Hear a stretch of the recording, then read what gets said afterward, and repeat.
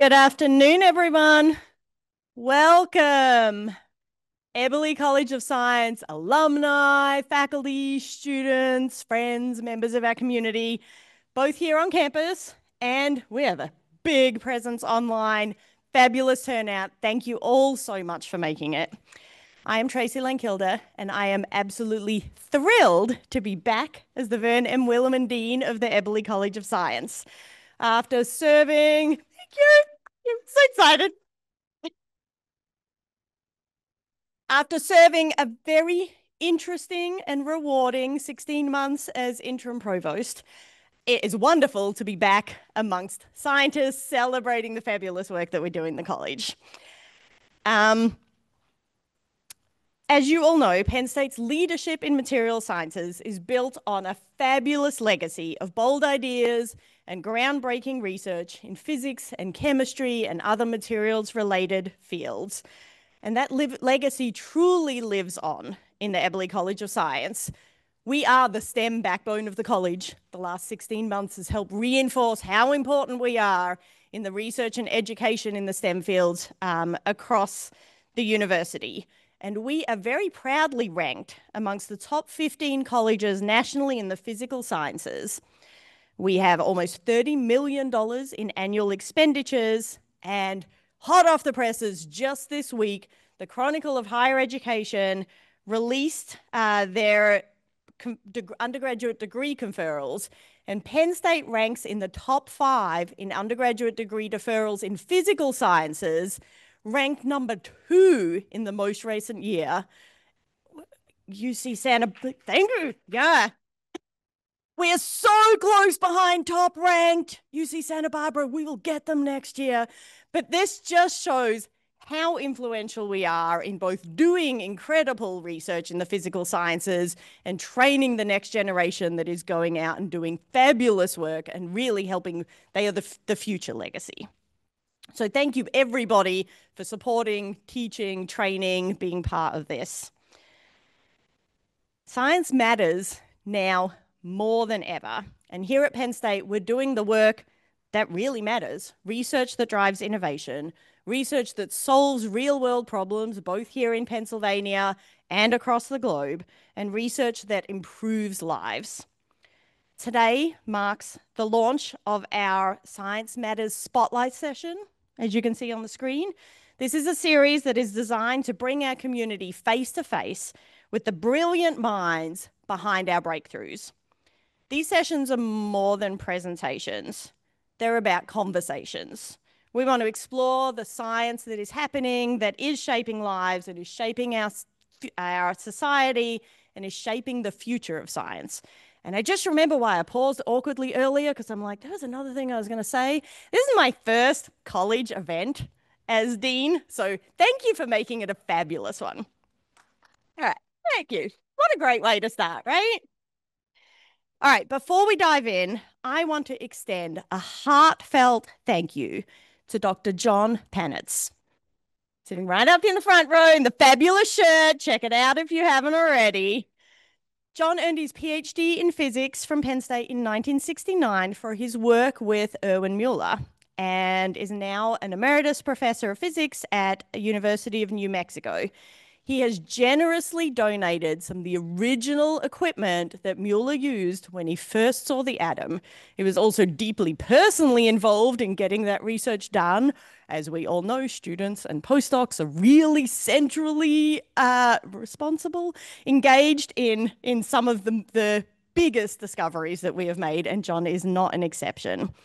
John is also showing some of the skills and talents that we are trying to nurture in our students, grit and persistence. This was not an easy thing to pull off, John.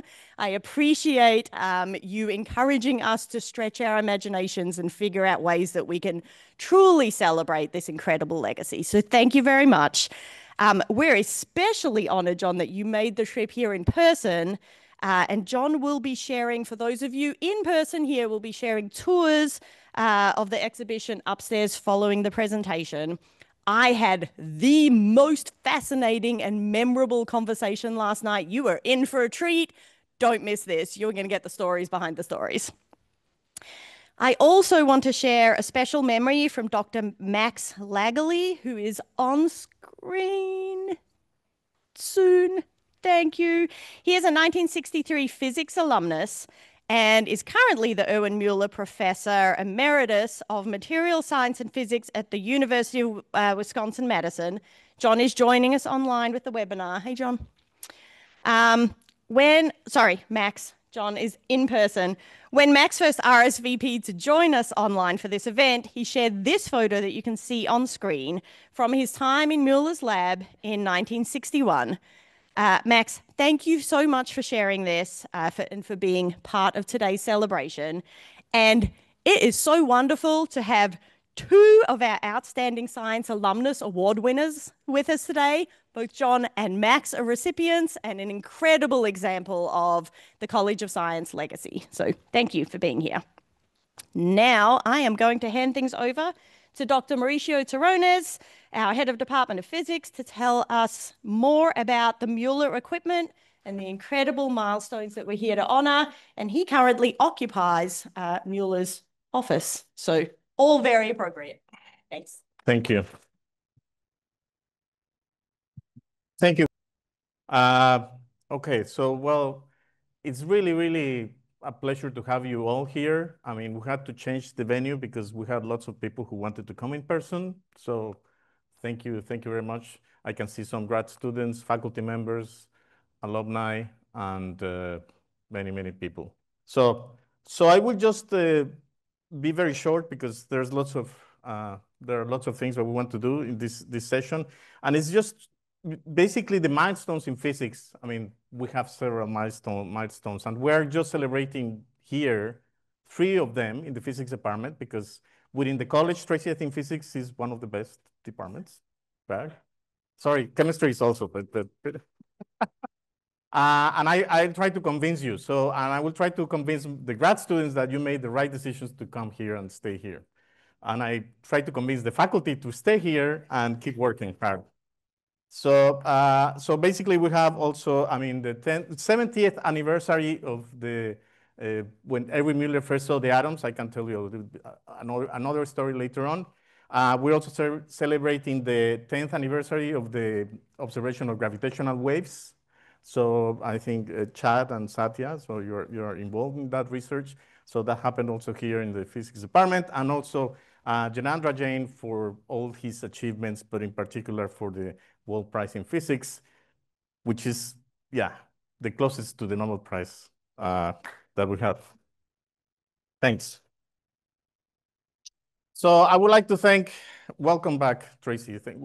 We missed you, and thanks for coming back to the college. Thanks for all the all the work you did as interim provost. I think it's rewarding, but I think maybe it's more rewarding to see all the science, the great science that we do here.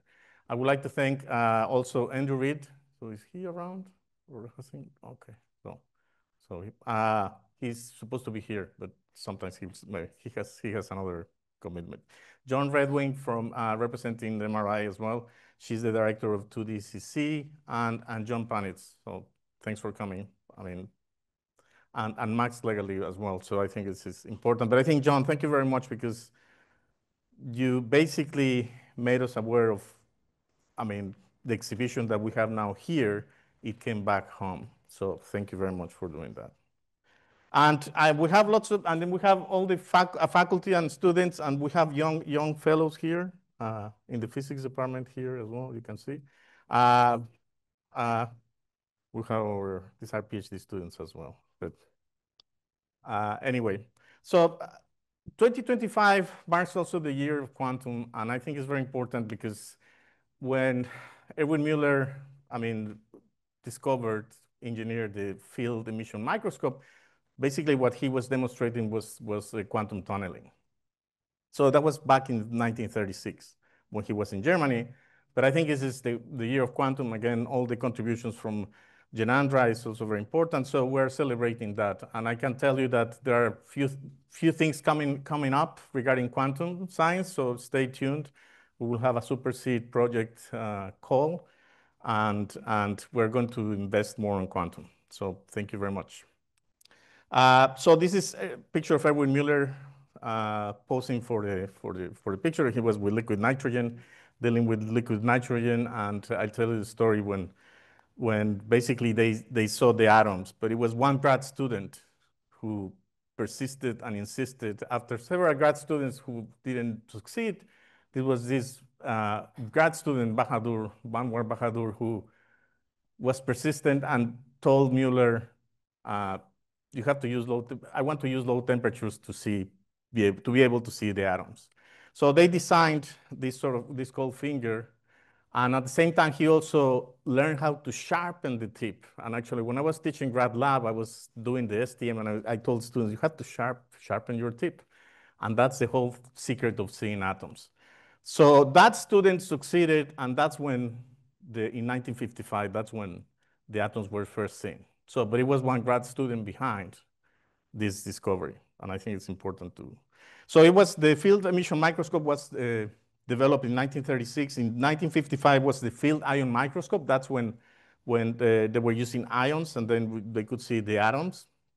And the atom probe field ion microscope, that's something John developed here.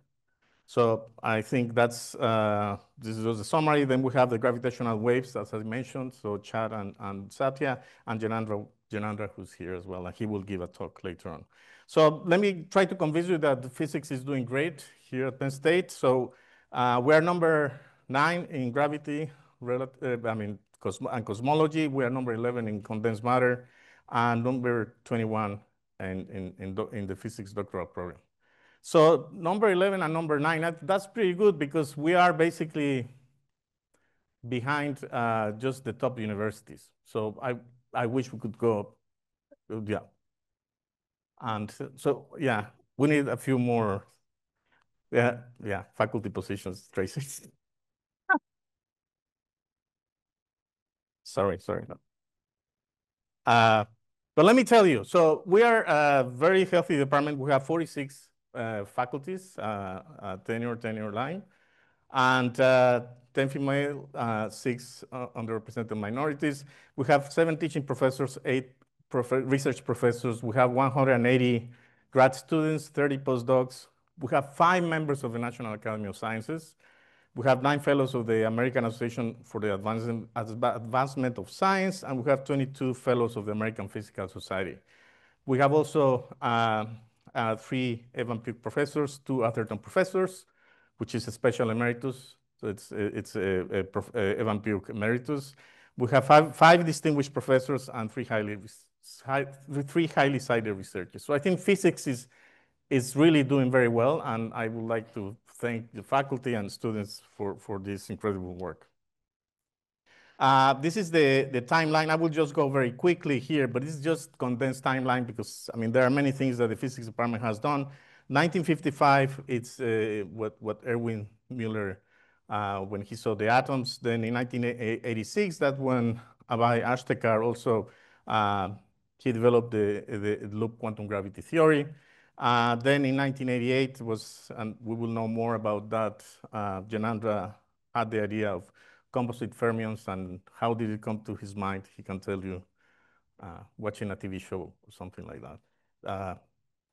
And in 2016, Doug Cohen and other Penn State scientists also found these neutrino oscillations, the IceCube collaboration, LIGO, so the gravitational waves. So what is next for next year, the end of next year, is that we will have a new physics building behind. So they're just building it, and it will be ready soon. So I want to just mention quickly the physics. I mean, all the buildings that we have here at Penn State, they have lots of history. And we have Osmond Lab, so we are now in Osmond. We have Davy, and we have Whitmore. And we have also the Millennium Science Complex. So all of them, they host lots of history. And what we want to do with this series is we want to make people aware, even our own people aware, of all the great things that we have done in the past and the future things that we can do in the future as well. I mean, we can do more things. And then the future also, it's this new nice building that we will have, and we have new facilities there. So I would like to thank the people in charge of of working on this building for more than 10 years. So it's Nitin Samarth, who's also here. Thanks, Nitin. Dave Wise, Vin Crespi, and Melissa Diamanti. And then there are still meetings every 2 weeks. And there's lots of work behind planning and building this type of infrastructures. So thank you very much. And this is the beginning of Osmond. So when they started digging the big hole, and then when I became department head 2 years, yeah, 2 years ago, a bit more, yeah. Tracy said, we're ready to break ground. And I took it literally that. And so I started making the hole for the building, but now it's, of course, yeah. And this picture was taken by Tracy. And that was my first day as department head.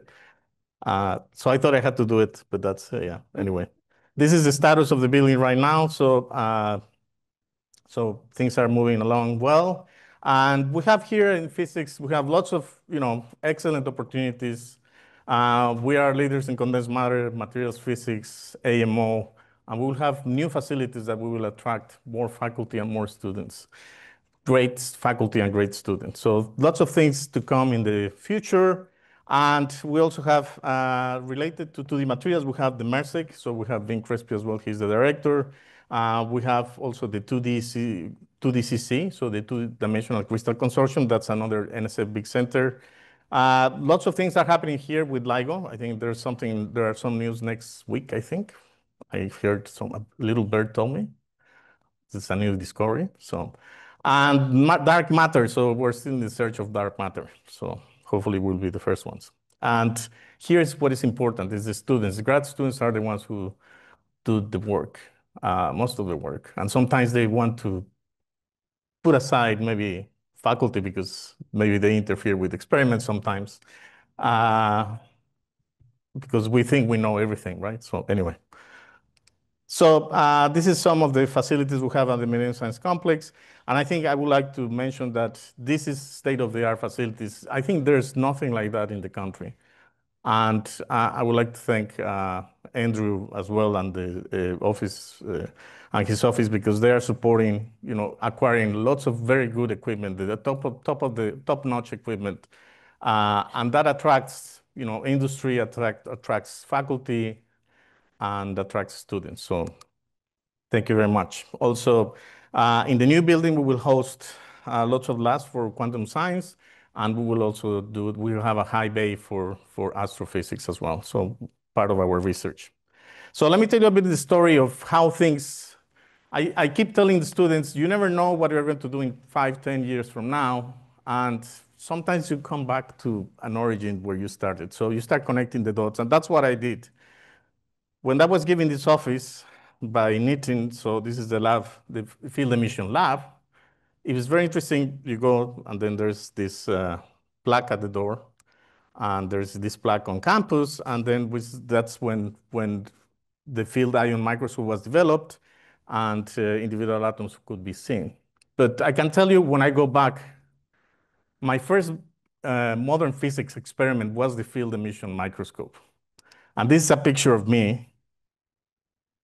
I'm the one in the front, yeah. So you can see lots of differences, but but you can see here, basically, here is the Van de Graaff, right? So you create a potential, and here is this is the microscope, right? So I was the first one to install the microscope at that university. And it's interesting, I kept working on that somehow. And then when I came back, so it sort of closes the cycle, but also I was doing some field emission using carbon nanotubes and as effective field emitters. This field emission concept is now used with some of the microscopes, the current technologies of the microscopes as well. The field emissions used to produce and get electrons and then accelerate them passing through the specimen. But this is something that sort of closed my loop regarding some of the research that I do. Okay, let me show you a video about Müller. I hope the people on Zoom can. So I just go to the. developed both the field ion microscope and field emission microscope. And in August of 1955, in Ogden Building on the Penn State campus, he became the first person to obtain a clear image of an atom. That collected enormous amounts of national publicity, international publicity, and so he very rapidly moved from being research professor to being Evan Pugh professor. He would be a member of both the National Academy of Sciences and the National Academy of Engineering, because this was just not the pure science of the physics. It wasn't just he was looking through an instrument and discovered things. It was the entire creation of this instrumentation that was a significant engineering problem. Penn State professor of physics, Erwin Müller, the inventor of the field ion microscope, and the first man to see an atom. For emotion, I'm Kurt Parker. So I think this shows these movies. That's when they first saw the atoms from the field ion microscopes. I think that this is nice testament that we have, and we would like to keep testaments as well, like this and others in the future as well. So right now in 205 Osmond, there will be the Field Emission Lab exhibition. And these are the artifacts that John donated. And he basically donated, you can see everything that is there was just made by John or assembled by John. And he can tell you the story, how he was collecting all the pieces and getting to, to have this beautiful exhibition about John and Erwin Müller. So here we have a picture of, this is John, and this is Erwin Müller. So he was trying to shoot his supervisor here. And here is John also dealing with electronics, and then he was acquiring data. At that time, he was acquiring data, and then he was using a computer maybe to get the data and the mass to charge ratio of different atoms. So thank you very much, John. And then you can see all this that is happening here. You can see science.psu.edu. And I would like to thank Katie Yan, who was basically behind this. Katie, thank you very much she's a biology grad student, and she was behind some of the stories that were published, and for doing this. Thank you very much. And this is just outside this building. We have the local electron atom probe microscope that was also the first commercial one. This is what John also donated to us, the first commercial one, and who was bought by Oak Ridge National Lab, and then it's now here. So, and then if you want to see all the new microscopes, you go to MSC, and then we have the aberration corrected microscopes, the super duper ones as well, very expensive ones. So thanks, Andrew, for helping with that. That's okay. So I think just I will now hand the microphone to Jainendra. So thank you very much. And I will introduce Jainendra. He will tell you about the story of composite fermions. So when you see this string of symbols, you would probably think that it's devoid of any meaning. But that's not true. It's an encrypted message. But you need the key, the encryption key to read it. If you have the encryption key, you can just read it very easily. So I'm a theoretical physicist, and different theorists, they have different approaches to how to do things. But to me, theoretical physics is not that different from what was done here. So nature presents us with lots of facts. And in the beginning, they may all seem puzzling, mysterious, and disconnected. And the job of the theorist is to find the encryption key, the underlying principle that would impose coherence over all of those facts, and explain them, explain the connections, and bring out the fact that they are parts of a single conceptual structure. So one might ask, what good is fundamental physics? Okay, so of course, we just want to understand why things work the way they do. or why nature works the way it does. But as Max Planck said here, insight must precede application. So if we want to use nature, we first have to understand it. And the history of physics is replete with examples where concepts and discoveries that were made just for the joy of understanding things later turned out to be extremely useful for the society. And of course, we know the example of theory of electromagnetism, which took its complete shape in mid 19th century, and it has pervaded every aspect of our lives. Okay, everything that we use depends on these laws. Or Albert Einstein, who was working on the theory of on the general theory of relativity, and you could ask, what good is it for us? But today when we use our GPS, it's solving the general theory of relativity equations to find our positions or to locate our positions very accurately. So what I'm going to say in this talk, which is approximately 10 minutes long, that when you confine electrons to 2 dimensions and expose them to a strong magnetic field, it transports you into an astonishing new quantum mechanical universe that defies our intuition. This universe is populated by strange particles. These are composite fermions, shown here. And there are many other particles, and these particles are not allowed to exist in our 3-dimensional world by the laws of quantum mechanics. And indeed, nobody would believe that they exist, except that they do. Okay. As Mauricio already pointed out, that it's this year is special because it's the year of quantum science. So to see quantum mechanics in this fashion is really satisfying. Okay, so just to give you a background, let me start from the beginning. We are all familiar with batteries, voltage and current.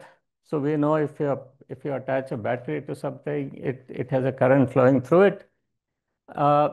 This is what drives everything that we do, from our cell phones to cars, laptops, etc., or toy, battery operated toy at home. About 200 years ago, Ohm asked the question.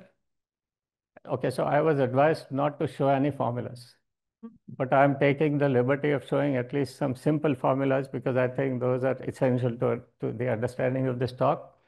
So Ohm asked the question, how are voltage and current related? And he found that if you increase the current by a factor of 2, the voltage increases by a factor of 2. So they are proportional to each other. So he defined resistance to be voltage divided by the current.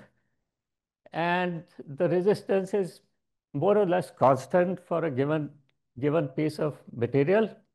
But of course, it depends on the shape and size of the material. So if you increase the length by a factor of 2, the resistance would increase by a factor of 2.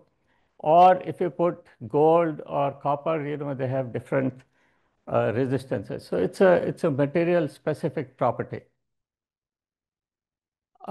If you have done a lab, either in physics or engineering, you have probably seen things like this, which are, so this is a 1 ohm resistor shown there at the lower right. Now, 50 years later, Edwin Hall performed this experiment in the presence of a magnetic field. So he was at Johns Hopkins University. He was a graduate student at the time. And he asked the question, how does the resistance depend upon magnetic field? He found that the resistance is more or less independent of the magnetic field. But he noticed something strange. He found that there is also a voltage drop across the current path. This voltage is now called the Hall voltage. And if you define a new resistance, which is the Hall voltage divided by the current, then it turns out it has a behavior as a function of magnetic field as shown here. Okay, as shown here. So it goes linearly as a function of the magnetic field. So for about 100 years, the situation was like this. This experiment was repeated thousands of times in hundreds of labs all over the world. But then things changed.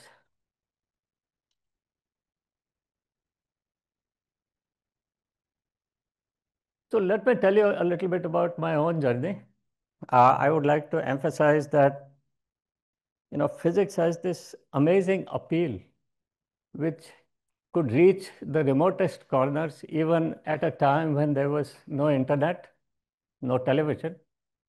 And this also, and another message here is that science knows no national boundaries. So I'm originally from India, and I belong to this state in the northern part of India. And the capital of this is called Jaipur. And near Jaipur, there is a lake here. It's a salt lake. And there is a village here. It's a small village called Sambar, so it's not even marked here. And the Sambar is no relation to this, very delicious South Indian dish that you would eat in a restaurant. If you go to Sambar or if you go to Rajasthan, you would find that people wear very, basic and shining colors, dresses with very basic colors. And this place is essentially a desert. So one of the issues, the water was extremely scarce, and women used to fetch water from miles every day. And they used to get so good that they would balance this water pot on their head without holding it. They could balance several of them. This is also a picture from Sambar, and you might wonder, if it's a desert, how come there is snow? But as I said, it's a salt lake, so they're making salt there. That was the source of the economy there. And this is my school, so I went there. This is a picture from several decades later, when I went back there to visit. So anyway, in this remote area, I kind of got hooked to physics, and the pursuit of physics brought me to US for a PhD degree in 1981. And unbeknownst to me at the time, just a year before, a very important discovery had been made, which kind of decided, or which was important for my own career. And before I come to that, let me mention another thing. So by then, it had become possible to confine electrons to move in 2 dimensions. So in those days, it used to be done by creating a very thin slab of semiconductors, which is this shaded region here, and insert electron into that sheet. So the electrons could move only in 2 dimensions, not in the perpendicular direction. Today, there are other ways to look at this. For example, you may have heard of graphene, which is a 2-dimensional lattice of carbon atoms. So anyway, Klaus von Klitzing, he decided to do the Hall experiment on these 2-dimensional systems. And he found something rather amazing. So he found that, you remember the Hall resistance, it comes out like a ramp. But he found that it actually has steps in it. So there are some preferred values of the Hall resistance. So it jumps from one preferred value to another. That means Hall resistance is quantized. Moreover, he discovered that the actual value of the Hall resistance on these flat regions is given by h divided by IE squared. H is Planck's constant, it's constant. E is the electron charge, that's constant. I is an integer. So it does not depend upon which material you take. You could take a sample that's a mile long or a centimeter long. You could take graphene, you could take semiconductor systems. You get exactly the same resistance. And that was extremely mind-boggling. Moreover, in the same region, he found that the actual resistance goes to zero. So this phenomenon is called the integer quantum Hall effect. And Klaus von Klitzing, I mean, this was so surprising that within a few years, he won the Nobel Prize for this discovery. So the question is, what's happening here? So before I come to that, let me say that in the years since then, I have gotten to know Klaus extremely well, and many people here know him extremely well. He's an amazing person. He is a friend of our university. He has been here at least half a dozen times. And this is a picture from one of those times. This is with my wife and my son. My wife is sitting here. So to understand why we have this effect, we have to go back to quantum mechanics. So at very low temperatures, physicists want to minimize energy. There are two types of energies: kinetic energy. So the faster you go, the higher is your energy. And there is interaction energy. So when particles interact with each other, there's some energy associated with this. So, we know that as human beings interact with one another, it's a drain on our mental energy too. So kind of understand that. The magic of quantum mechanics is that in a magnetic field, the kinetic energy takes certain special values. So, it cannot change continuously. So in other words, the kinetic energy is quantized. So let's minimize the kinetic energy first. So here, this picture shows these straight lines are these special values of the kinetic energy. I fill the lowest level, and then I start filling the second level. You notice it's roughly half full, so the electrons I have, I can arrange them in many different ways, except that there is a special case when I have an integer number of full levels. So here I get a unique state. It does not depend on anything, it's given uniquely. And it turns out that it's this thing that provides an explanation for these quantized values of the Hall resistance. Okay, so this explains the integer quantum Hall effect mystery. Now, one of the things about nature is that it teaches us humility, so whenever we feel we understand something, it gives us some new twist. It's like a never-ending but very exciting soap opera. I mean, you would think, somebody must have directed this movie, it's so beautiful. So in this case, this happened just a couple of years later. Oh, by the way, there is a topological way to understand these integers for which these two gentlemen received a Nobel Prize about 10 years ago. So in this case, these three gentlemen went to higher magnetic fields, and they found a place, this step here, where the Hall resistance is given by h over a fraction times e squared. And this fraction is 1/3. So this was the beginning of what we call the fractional quantum Hall effect. And I mean, this was only the beginning. I'll show you there's much more to it. And for this discovery, they received the Nobel Prize in 1998. So, okay, so this, you remember in the first slide, there are these symbols appearing one after another. So as experimentalists started looking more carefully, more and more fractions started appearing, like 2/5, 3/7, and so on. And by now, there is like hundreds of fractions.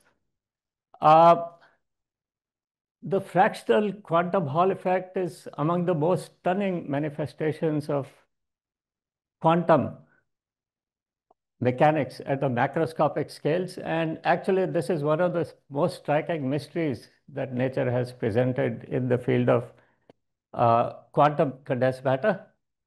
I often make the statement that this is the most beautiful single trace in physics. And people ask, what's beautiful about it? Okay. Why does a theoretical physicist find it beautiful? Well, for one reason, which is that there is a simple underlying principle which explains all of this phenomenology in a unified fashion. Okay, that's what makes it beautiful to a theorist. Let me also state that in this entire region, we are in a place where even the lowest kinetic energy level is not full. Okay, so this idea of full levels is not available to us anymore. Now here we have to deal with the interaction energy between electrons, which is a much more complicated problem. Okay, so I guess Mauricio mentioned, so I had been thinking about the problem on and off. I was not working in this field. I was doing other things, like hot electron effect and collective modes and so on. But I was fascinated by this. I grew up with this field, because as the integer Hall effect was discovered 1 year before I joined my PhD, and the fractional Hall effect 1 year after I joined my PhD. So I had been thinking about it, looking at the problem in different ways. And it just so happened once Banjo and I were sitting and we were watching the television, I was doodling on a piece of paper, and suddenly it occurred to me that I could explain this phenomenon if I postulated a new kind of particle. Okay, and that's composite fermion.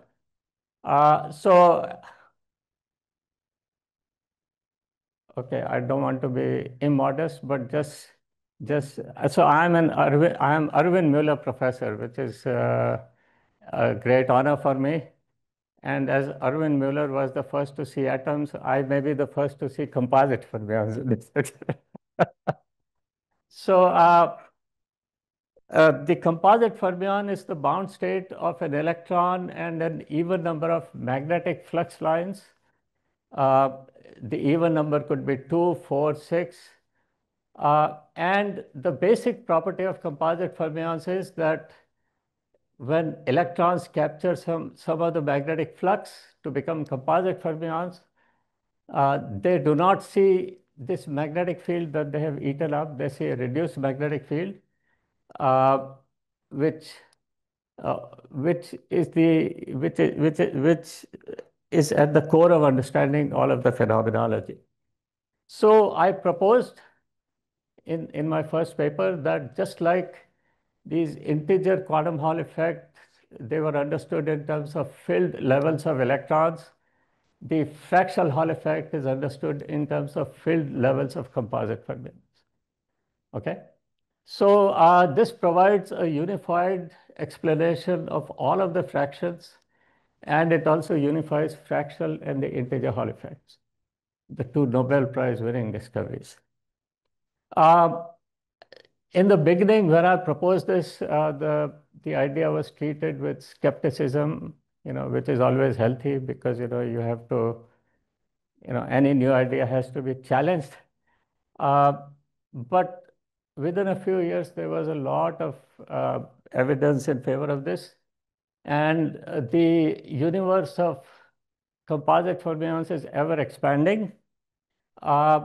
So experimenters have seen 4 different types of composite fermions. They have seen not only the integer Hall effect, which I mentioned, but they have seen a metal of composite fermions, a superconductor, crystal, etc. And lots of experiments have been done to, to fill colors into this picture. If somebody is interested, there are books which summarize many of these phenomena. So to someone like me, just the beauty of this whole thing is good enough, but you could still ask, what good is it for me? Okay. So here it turns out that there may be a path to something useful. So one of the states of composite fermions is a superconductor of composite fermions. So it's here composite fermions pair up, just like there is Cooper pairing in superconductivity. And it turns out that this state supports another kind of particles. These are called Majorana particles. Okay, so Majorana used to be a high energy theorist, and he proposed some particles. There is no known example of Majoranas, except it's believed that they may occur here, and they are even stranger than composite fermions. In fact, if you take two Majoranas and put them together, this state can have either one composite fermion or zero composite fermion, or some linear combination of the two, just like Schrodinger's cat. Schrodinger's cat can be simultaneously dead or alive until you look at it. So it has been proposed that this can lead to a future qubit or a quantum bit, which would allow fault-tolerant quantum computation. Okay. In fact, this idea is being taken very seriously, and Microsoft, they are trying to make a quantum computer based on this idea. In February of this year, they unveiled Majorana 1 chip, and I should say still nothing, it's not been proven, but at least people are taking this idea very seriously. In the most recent issue of Nature Physics, there was an editorial, and let me just quote the conclusion here. Perhaps another platform might win the race to perform the first topologically protected quantum computation, but for now we would not bet against the dark horse of quantum Hall systems getting there first. So if this were to happen, this would be yet another thrilling chapter in the field of fractional Hall effect and composite fermions. So in the end, let me just say that one of the great pleasures I have had is to have brilliant students along the way, and they are really the people who have established the reality of composite fermions. So here I thank them, and I also thank you for your attention. So as Mauricio mentioned earlier, my name is Katie Yan. I'm a graduate student in biology and the graduate intern in the Eberly College of Science Office of Communications, and I'll be leading a Q&A session today for our speakers. In addition to Dr. Terrones and Jain, we have others in attendance who can answer questions and engage in conversation, including Chad Hanna, Professor of Physics and Astronomy and Astrophysics, Bangalore Satyaprash, Elsbach Professor of Physics and Professor of Astronomy and Astrophysics, who leads gravitational waves research, Ray Shack, the DuPont Professor of Materials Chemistry and Associate Department Head for Research, as well as Danielle Hickey, Assistant Professor of Chemistry and Materials Science and Engineering, who have both researched using atomic resolution imaging that was inspired and advanced by the work of physicists like Müller, Panitz, Lankilde, and many others. And with that, if you're here in person, please raise your hand for questions. We have Heather with the mic over there. And if you're on Zoom, I'll be able to read your questions via my computer here. And so just to kick off this Q&A session, I want to start off with, we've had an overview about physics in the past. We've had an overview of physics in the past from Mauricio. And I want to ask him, can you share about the last 70 years, but you've shared about the last 7 years, but can you also tell us what to expect in the next 10 years or even 70 years for physics at Penn State? What to expect in the next few years? Okay. I think, well, I need help from my faculty as well, but I think there are many things. I mean, quantum science it's coming along. I think that's one of the, hopes that we can have if we can have a quantum computer. There's lots of challenges in making materials as well. These topological materials are also very interesting with new applications. So I think that's and making those materials is very important as well. So making them defect-free or with defects, specific defects. In addition, I think we have dark matter, dark energy detection. There's 85% of the universe that is dark matter, and then we don't find it. So, and I don't know, maybe I can get help from some other people that I didn't mention. But yeah, I think there are lots of things to be done, and there are lots of theories that have been predicting new phenomena that we need to confirm. And I just want to encourage grad students just to never give up and just keep working, because you will eventually succeed. Would any of the other faculty in attendance today like to share what they see the future of Penn State physics, material sciences, maybe even chemistry in the next 10 to 70 years or so? I think Mauricio rightly mentioned dark matter, which is a real embarrassment for physics. It was discovered almost 100 years ago, and even today we don't know what this dark matter is. It could be in the form of black holes that appeared immediately after the Big Bang, or it could be particles, or it could be fields that are sourced by extremely light bosonic dark matter. We don't know what it is, and that's going to be a major discovery, and Penn State is leading several efforts in that direction. Generally speaking, today we are at a stage where there are several puzzles in physics, including why is quantum gravity remaining aloof and not wanting to join with other forces of nature. Namely, we don't have a quantum theory of gravity that everybody agrees. And once again, there are several directions that are being pursued here at Penn State. Something that's very fascinating is the nature of particles. Zoltan Fodor is working on lattice QCD, which is helping us understand the magnetic moment of tiny particles called muons. There seems to be a big tension, and we don't really know whether it's a real tension or because one of the ways of computing this muon G factor is wrong, and Zoltan is right. And something extremely close to my field is the future of gravitational waves. We are celebrating the 10th anniversary. I'm going to be giving the colloquium next week on Thursday, 3:30, to tell you about what we have learned from gravitational wave discoveries in the past 10 years, but also what is going to come in the next 10, 20, 30, 50 years. We are hoping to build a CERN sized observatory called Cosmic Explorer, which is 10 times bigger than LIGO, 40 kilometers by 40 kilometers, which will allow us to observe the entire universe in gravitational waves. And I think that's going to be very exciting. And very surprisingly, the Senate committee has a special line that Cosmic Explorer R&D should be funded.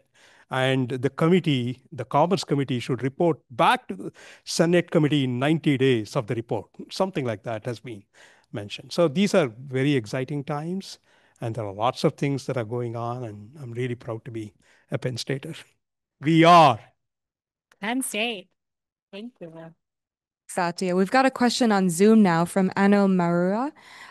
We've heard a lot today about the importance of graduate students in the research that has been shared, from Panet's and Müller's work all the way to Jain's work, shouting out his grad students over the course of history. And I'm wondering, the students interested in learning more about the PhD path at Penn State, specifically in physics. So I'm wondering, Mauricio, if you could share what that path looks like and how students can get involved if they're interested in research in physics here. I mean, we are always open to receive grad students, undergrad students as well. So I think it's, yeah, we launch our call. I mean, the submissions have to be by the end of the year. January 15, I think, is the deadline. And so we scrutinize, we just check all the applications, and we select best students. We would like to have more students. Yes, we would like to have more students, but we have limited resources. So, but again, even, I mean, though we're a large sort of program as well, we have 180 grad students as well. So, but I think if they are interested and they are willing to, pursue a PhD in physics, they should contact us. We have Ribu Cole. He's the chair of the admissions committee for grad students. I've got another question, which is, Mauricio, you shared your relevance for interacting with Panitz's and Müller's work, working with the FEM specifically. I'm wondering, does anybody else want to share sort of eureka moments that they may have had on the way to their discoveries that were mentioned today? It's a little different because, hopefully, can you all hear me? Yeah, okay. It's different, obviously, because, this is an observational result, right? And so, but as Mauricio already mentioned, and others mentioned, we're coming up on that 10-year anniversary of the discovery of gravitational waves, which was at the time a 100-year-long prediction that had not yet been proven. And I've been working in this field for maybe a little over 20 years. So more than half of my career spent looking, like waking up every morning, hoping to find, some gravitational wave signal. And generally that was not the case. And then one morning on the way to work, I had a text message on my phone that in fact there was this very first discovery of black holes captured in the real-time system. And that was a moment that basically changed things forever. And I still have my phone on vibrate and I still get alerts. And, if you ever see me jump out of a room, maybe it's something important. We've got a question on Zoom from Chris Girding, who asks, on a larger scale, and apart from the sponsors themselves, how is the research at Penn State being coordinated with likely end users, specifically examples such as USG, industry, or others? Yeah, I think we have collaborations. I mean, we have our sponsors for this fundamental research. We have the agency's National Science Foundation and Department of Energy for most of our research as well. We have Department of Defense. We could do more things. I think it's important that sometimes blue sky research is funded. So sometimes just trying to get into somewhere, but also doing something else or exploring a very high pay, high risk ideas, I think is important. But sometimes, and that happens every time. When you submit a proposal about something great and challenging, the reviewers will kill you because that's impossible. And then it can be proven a few years later that things are possible, right? So how to convince the agencies and the reviewers? I mean, we're scientists, and then we're very skeptical about everything, but this type of bridge funding, I think, is important, right? So how can we get sort of other types of funding that would say, okay, just do good science because you will find something great. And if you do that, then lots of new things will happen, right? So I think Bell Labs would used to work like that, and you have lots of Nobel Prizes coming from Bell Labs. But I think the Bell Labs, I mean, they're not there anymore. But something that we can emulate like that would be great. But we're looking for sponsors and people interested. Yeah, always. Thanks. The question about how we determine how these basic science discoveries apply to real world problems is a really interesting one, right? Sometimes it is things that we discover that we don't know have an application. Sometimes it's things that we discover where the faculty can see an application, and then we have a whole new process in the college that he's working with, again, often postdocs and early career researchers who have been thinking about these applications and really wanting to make a difference in the world, that will help work to get these kind of patent protected early, and having the researchers identify what the applications could be. Sometimes it's companies that will put a call out about a specific problem that they need to solve that there is no solution for. And then we work with faculty that are working in that area that might be able to start working for solutions for specific problems. And I think we need to have a combination of all of these things. We need to work on blue sky basic research, because that is, like Jainendra Jain very nicely said, we need to understand things before we can figure out how to apply them. And we need to have faculty that can think about and understand what the applications are. And then we need to have the problems coming to us that we can figure out solutions for. I would like to emphasize to the person who raised that question that, when we train students in the department, even students who are working on very, very fundamental, what might be considered to be esoteric, areas of physics, they get trained to think about really complicated problems and solve really complicated problems. And if you look at, where our graduate students are going, I don't have the exact statistics, but certainly a large fraction of them. If you look at, for example, students in condensed matter physics, easily 50% of them, right, go into industry. And none of them have been trained as engineers. And they're doing things that are very translational, very impactful, and they go up that learning curve extremely fast. And the reason they can do that is because they've been trained as physicists to think about very general, complicated problems. And I think that's a really critical part of what we do, in the training. So I don't think anyone has kind of talked about cosmology. When I was dean of the college, I used to get sort of, weekly or so updates about what's going on, but now I don't. I'd love to sort of hear what's going on in the field of cosmology these days and kind of what's the future. There's lots of new instruments that are generating lots of, new telescopes that are generating data that's relevant to those questions. And I assume that we're still churning out great theory on cosmology. So anyway, if one of my dear colleagues in physics could sort of address that question. I think regarding cosmology, I'm not an expert there, but some of the things that, there are new developments, new detectors and new technologies that had to be, designed. And for example, for dark matter detection, I think that there are new experiments and new, big detectors that are on the way. For trying to see the universe, then you have this Webb telescope as well that has been developed. But I think there are lots of things, but these projects, and Satya and Chad could tell me, these projects, they take, the LIGO project took how many years to install it? You had the idea from one, how many years? To 20, 30?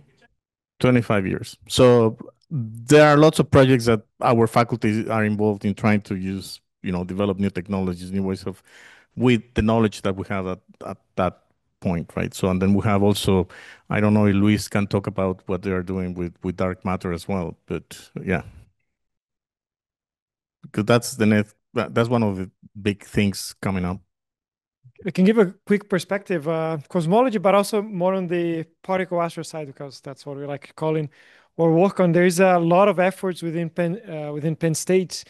And I guess we started by highlighting one of our biggest detectors here, which is the IceCube experiment, which is actually doing amazing discoveries and undergoing now the process of upgrade that is going to really increase the sensitivity of the detector, especially towards the highest energies, highest particle energies of neutrinos, and probably making some very discoveries in the coming years. And that's one in which are very active. We're trying to expand our participation on it and continue to make a big impact in the field of science. Like I pointed out, Mauricio earlier, was one of reasons for the giant jump on the, besides LIGO, the giant jumps on citations that we've had a few years ago. And so IceCube is gigantic on that. We also have a lot of participation in experiments working on cosmic ray detectors, working on with NASA with experiments that installed in the ISS, and now and also discovery of high energy neutrinos with brand new technologies, exploring this new field of detection of high energy neutrinos with RF detectors, in which use giant antenna arrays to see the signals created by neutrinos that pass through the atmosphere through the ice, rather than having photodetectors detect via radio, which is a brand new field that has been blossoming for the past 10 years, but really coming into solidifying now with brand new results. And finally arriving at my field of dark matter, in which Penn State participates in the biggest and best detector of dark matter. That's a bias, obviously, but it's my experiment in Lux Zeppelin. And we've been running for many years, collecting data, and have many years ahead before we have a final result of.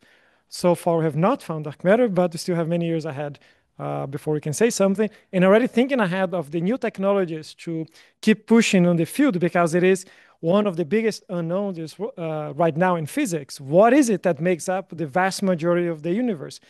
As been pointed out, 85% of the universe is something completely unknown. And there's many, many candidates. And we have this one field of looking for particle candidates,